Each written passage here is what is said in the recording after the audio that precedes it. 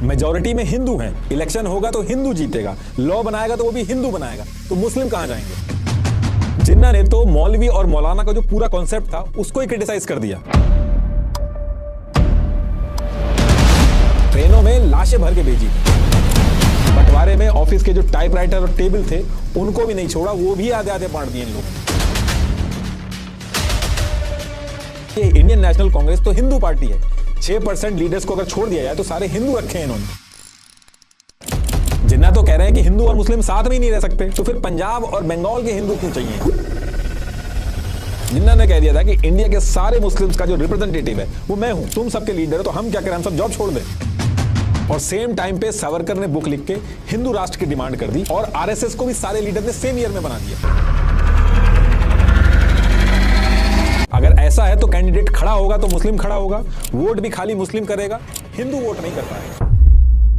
तो एक्चुअल में उस टाइम पे ऐसी क्या सिचुएशंस बन गई थी और मजबूरी ऐसी क्या फंसी थी कि बड़े से बड़े भारतीय जो थे उनकी भी स्ट्रेटेजीज फेल हो रही थी। और इस पार्टीशन के पीछे जिम्मेदार कौन है, गलती किसकी है, एक एक डिटेल मैं आपके सामने रखूंगा ताकि अगली बार जब आपके सामने कोई पार्टीशन की बात करे तो आपको एक्चुअल डिटेल पता हो। तो देखिए ये है कराची, और कराची के इस खरादर डिस्ट्रिक्ट के इस घर में उस टाइम पे ब्रिटिश इंडिया का पार्ट था, तो इस घर में एक जिन्ना बाई पूंजा नाम से एक बिजनेसमैन रहता था। और इस बिजनेसमैन के यहाँ पे 25 दिसंबर 1876 को एक लड़के का जन्म होता है जिसका नाम पड़ता है मोहम्मद अली जिन्ना, जो इस पूरी सिचुएशन का सबसे मेन कैरेक्टर है। जिन्ना के जो दादा थे वो पहले हिंदू थे, लेकिन बाद में इन्होंने मुस्लिम रिलीजन को अपना लिया था। इनके दादा पहले खोजा कास्ट से थे, खोजा कास्ट के लोग पहले हिंदू हुआ करते थे, फिर बाद में इन्होंने इस्लाम रिलीजन अपना लिया था, और फिर आगे जिन्ना जो थे उन्होंने भी मुस्लिम रिलीजन को ही फॉलो किया। अब जैसे जिन्ना बड़े होने लगे तो जिन्ना ने कराची के Christian missionary society high school से अपनी स्कूलिंग पूरी की, और फिर इसके बाद ये लंदन चले गए और वहां जाके अपनी लॉ की पढ़ाई करने लगे। अब काफी टाइम तक जिन्ना लंदन में रहने के बाद, वहां पे अपनी पढ़ाई करने के बाद, वकीलों के बीच में रहने के बाद जिन्ना ईयर 1896 में कराची वापस आ जाते हैं। लेकिन जिस दिन ये कराची पहुंचते हैं उसी दिन इनकी फैमिली से इनको पता चलता है कि इनके जो फादर हैं, जो बिजनेसमैन थे, उनको पैसे का भारी नुकसान हो गया और इनके ऊपर बहुत सारा लोन हो गया। तो ये सारी चीजें जब पहुंचने के बाद इनको पता चलती हैं तो जिन्ना जो थे वो अपना कमाने का इंतजाम जो है वो शुरू कर देते हैं, और ईयर 1900 आते आते बॉम्बे में जाके अपनी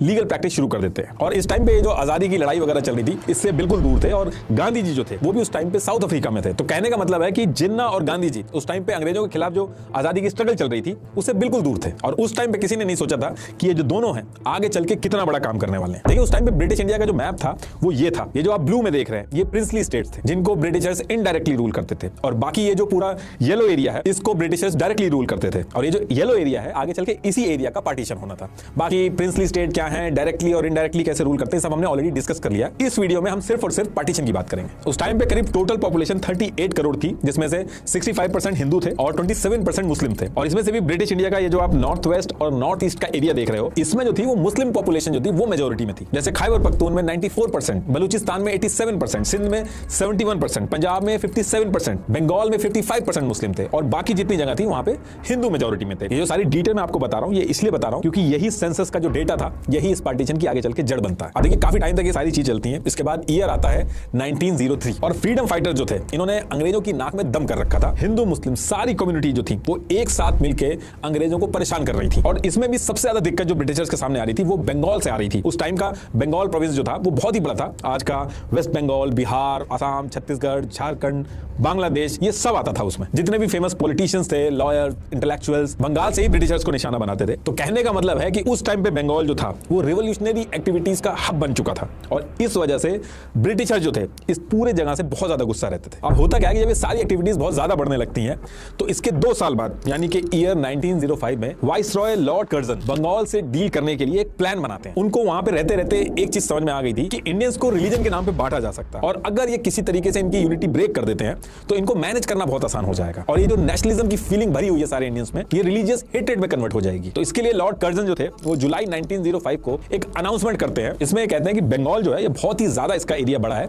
इसकी वजह से एडमिनिस्ट्रेशन में बहुत दिक्कत आ रही है, तो बंगाल का पार्टीशन करना पड़ेगा। और बंगाल जो था एज अ होल पूरे बंगाल के अंदर हिंदू जो थे वो मेजोरिटी में थे, लेकिन बंगाल का जो ईस्ट साइड था वहां पे मुस्लिम पॉपुलेशन ज्यादा थी। तो लॉर्ड कर्जन ने क्या किया, एक प्लान तरीके से बंगाल को डिवाइड किया। उसने जो बंगाल का ईस्ट एरिया था जहां पे मुस्लिम मेजोरिटी ज्यादा थी उसको ईस्ट बंगाल बना दिया, आज की डेट में वो बांग्लादेश है, और बाकी जो बचा बंगाल था उसको वेस्ट बंगाल बना दिया। अब जब अंग्रेजों ने बंगाल का पार्टीशन किया तो ईस्ट बंगाल के अंदर जो मुस्लिम थे थे वो पहले बंगाल के अंदर माइनॉरिटी थे, लेकिन अब ईस्ट बंगाल बनते ही मेजोरिटी में आ गए थे, और हिंदू जो पहले मेजोरिटी में थे वो माइनॉरिटी बन गए थे ईस्ट बंगाल के अंदर। और बाकी जो वेस्ट बंगाल के लोग थे वहां ऐसे ज्यादा कोई दिक्कत नहीं थी, वहां जैसे पहले था वैसे ही रहा, लेकिन वेस्ट बंगाल के लोग भी गुस्सा हो गए थे क्योंकि उनके हाथ से आधा बंगाल चला गया था।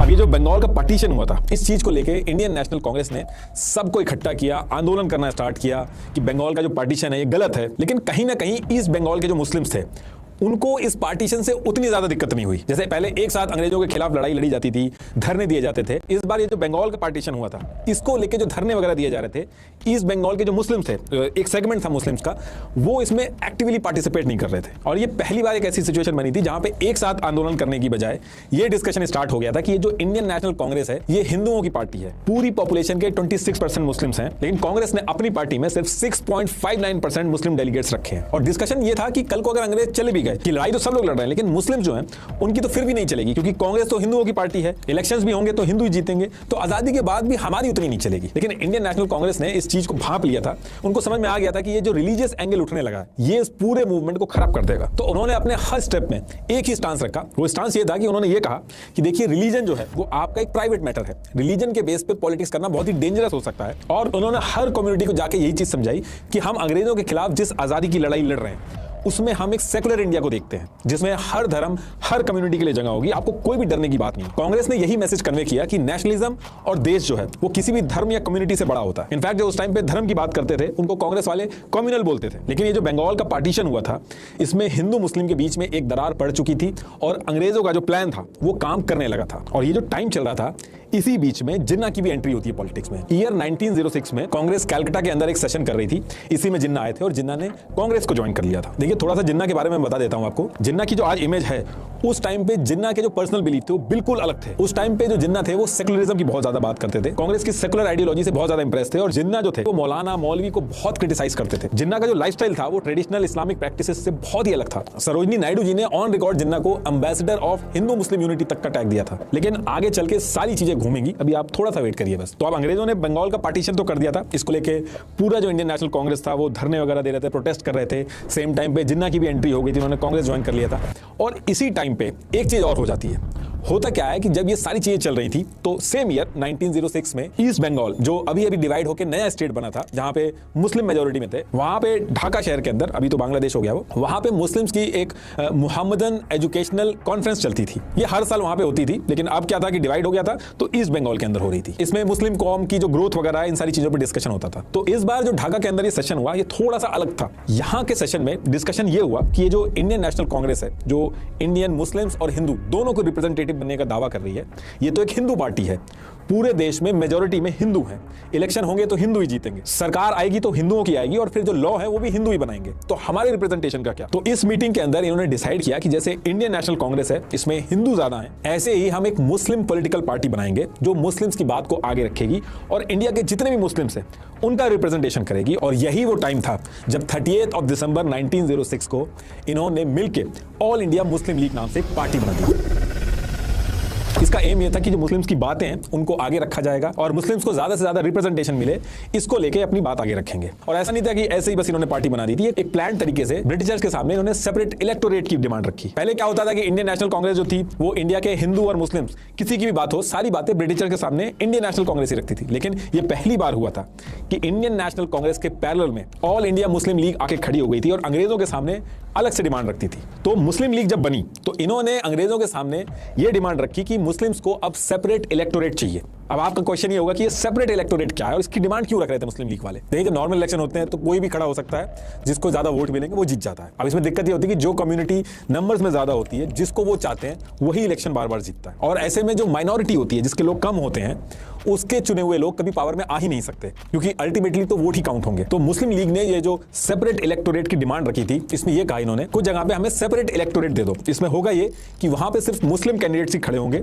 और जो वोट करेंगे वो भी सिर्फ मुस्लिम्स ही होंगे। होंगे, बाकी कोई और नहीं करेगा। मान लो एक एरिया है, वहां पे 100 लोग रहते हैं, जिसमें से 60 मुस्लिम्स हैं और 40 जो है वो बाकी की कम्युनिटी है। और अगर सेपरेट इलेक्टोरेट का सिस्टम होगा तो ये जो 60 मुस्लिम्स हैं सिर्फ यही वोट करेंगे, बाकी के जो 40 लोग हैं वो वोट नहीं करेंगे। और जो कैंडिडेट्स खड़े होंगे वो भी मुस्लिम से खड़े होंगे। इससे होगा ये कि माइनॉरिटी के जो लोग हैं वो भी पावर में आएंगे। और अंग्रेज ऐसे ही सिचुएशन चाहते थे जिसमें इंडियन कम्युनिटी पावर के चक्कर में आपस में उलझे रहे। अब आपका एक क्वेश्चन इसमें यह भी हो सकता है कि क्या उस समय पे इलेक्शंस होते भी थे, क्योंकि पावर में तो ब्रिटिशर्स थे। देखिए उस टाइम पे लिमिटेड रिप्रेजेंटेशन के साथ इनडायरेक्ट इलेक्शंस होते थे, हर कोई वोट नहीं कर सकता था, बस कुछ selected property owner, tax payers और एजुकेटेड इंडिविजुअल्स जो थे वही वोट कर पाते थे। मेनली अमीर लोग ही वोट कर पाते थे, जिनको ब्रिटिशर्स चाहते थे। ये मुस्लिम लीग जो बनी थी, इसके प्रेसिडेंट उस समय मोहम्मद शाह थे, और जिन्ना जो थे वो उस समय कांग्रेस में थे, और वो इस चीज को क्रिटिसाइज करते थे कि ये जो मुस्लिम लीग अलग से सेपरेट इलेक्टोरेट मांग रही है, इससे डिवाइड होंगे लोग, तो ये चीज को वो क्रिटिसाइज करते थे। लेकिन आगे चल के सिचुएशन ऐसे चेंज होगी कि जिन्ना खुद ही सेपरेट इलेक्टोरेट के लिए अपना दम खम लगा के लड़ेंगे। और ये जो मुस्लिम लीग उस समय बनी थी, तो इसमें ऐसा नहीं था कि सारे के सारे मुस्लिम्स का सपोर्ट आ गया था, बस कुछ अमीर मुस्लिम्स जो लैंडलॉर्ड थे उनका ही सपोर्ट था मुस्लिम लीग को, बाकी जो सपोर्ट था मुस्लिम्स का वो कांग्रेस को ज्यादा था। और यही रीजन था कि इंडियन नेशनल कांग्रेस जो थी वो कहती थी कि ये जो मुस्लिम लीग है, ये जो कह रही है कि इंडिया के जो सारे के सारे मुस्लिम्स हैं उनके हम रिप्रेजेंटेटिव हैं, तो ऐसा कुछ भी नहीं है। इंडिया के जो हिंदू और मुस्लिम जितनी भी कम्युनिटी है सबके रिप्रेजेंटेटिव हम हैं, यानी कि इंडियन नेशनल कांग्रेस है। लेकिन आगे चल के ब्रिटिशर्स ने मुस्लिम लीग को एक अलग तरीके से सपोर्ट करा ताकि वो उनके लॉयल बने रहे, और कांग्रेस चाहती थी कि पैरेलल में आके मुस्लिम लीग खड़ी हो, क्योंकि तभी वो मैनेज हो पाएंगे। तो अब इसके कुछ टाइम बाद, यानी कि ईयर 1909 में मुस्लिम लीग वाले क्या करते हैं, ये जो उनकी सेपरेट इलेक्टोरेट की डिमांड थी, इसको लेके मुस्लिम लीग वाले शिमला पहुंचते हैं और लॉर्ड मिंटो और लॉर्ड मॉर्ले से जाके मिलते हैं। उनके सामने अपनी सारी डिमांड रखते हैं कि उनको कैसे भी करके सेपरेट इलेक्टोरेट चाहिए, और अंग्रेज जो थे वो बड़े आराम से इस डिमांड को मान लेते हैं। तो उस टाइम पे United province, Bengal, Punjab, Bombay presidency, Madras presidency, central province, यहां पे अंग्रेज कह देते हैं कि अब यहां पे मुस्लिम्स के लिए सेपरेट इलेक्टोरेट होंगे। और इसके साथ साथ सेंट्रल लेजिस्लेटिव काउंसिल में भी मुस्लिम्स के लिए सीट जो थी वो रिजर्व कर दी गई। ये जो ईयर 1909 के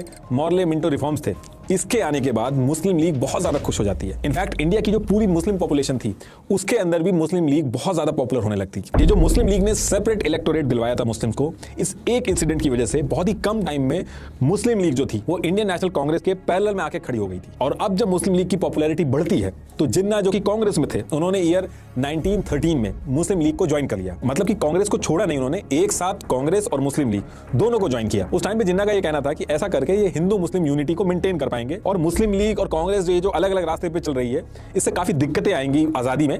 तो एक रास्ता बनाया जाएगा जिससे मुस्लिम लीग और कांग्रेस जो है वो एक साथ आके अपने मेन गोल को अचीव करे, ब्रिटिशर से आजादी, ना कि आपस में लड़े। और इस चीज से कांग्रेस जो थी वो भी खुश थी, क्योंकि कांग्रेस कुछ भी करके मुस्लिम लीग को अपने साथ ही रखना चाहती थी, वो और डिवाइड नहीं करना चाहती थी। और मुस्लिम लीग ज्वाइन करने के बाद जिन्ना जो थे वो इन दोनों की मीटिंग करवाते हैं लखनऊ के अंदर, जिसको लखनऊ पैक्ट के नाम से भी जाना जाता है।